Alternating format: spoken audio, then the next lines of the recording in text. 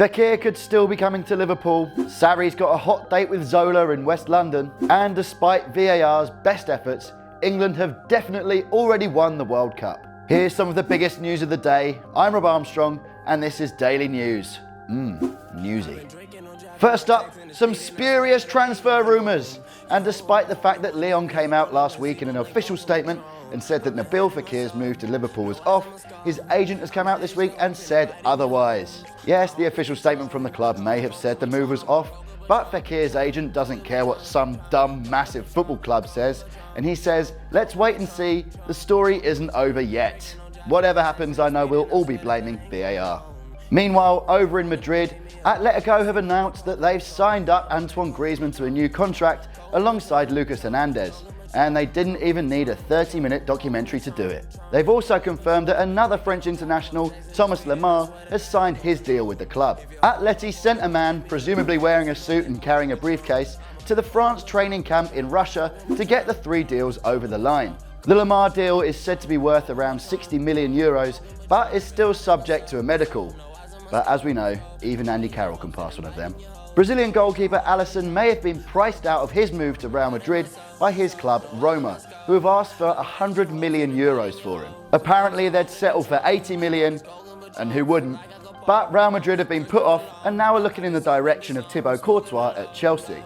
Courtois' contract is approaching its final year, and Real Madrid think they can bring him to the club for a cut price deal of around £15 million. Seems unlikely, but what am I, the transfer police? Another Chelsea man who's indulged himself in his annual flirt with Real Madrid is Eden Hazard, who said that if Madrid want to sign him, they know what to do. Consult the transfer police.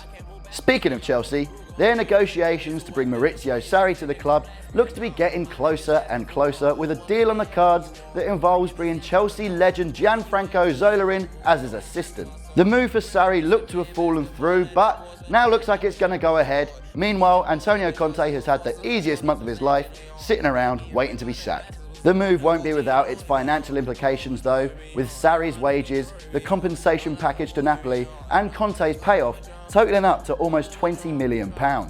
And finally, World Cup stuff! VAR had another brilliant day, breaking the hearts of Koreans around the world and also endorsing the continuous assault of Harry Kane. England manager Gareth Southgate, as well as Kane, spoke to the media after the game against Tunisia and bemoaned the impact VAR was going to have not only on the game, but on the World Cup itself. But despite all of his repeated rugby-based injustices, at least Kane hasn't had a strop and then been sent home from the World Cup.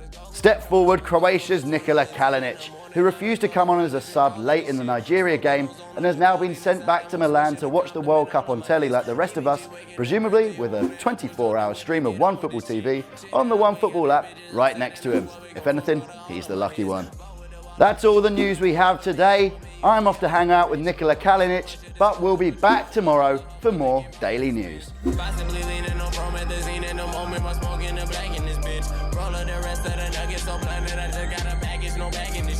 Just up the plus like a whole bunch of cars on the road. What that mean? I was traffic and shit. Next year I'm moving my talents to Cali. I swear that I ain't looking back at this shit. I need to focus on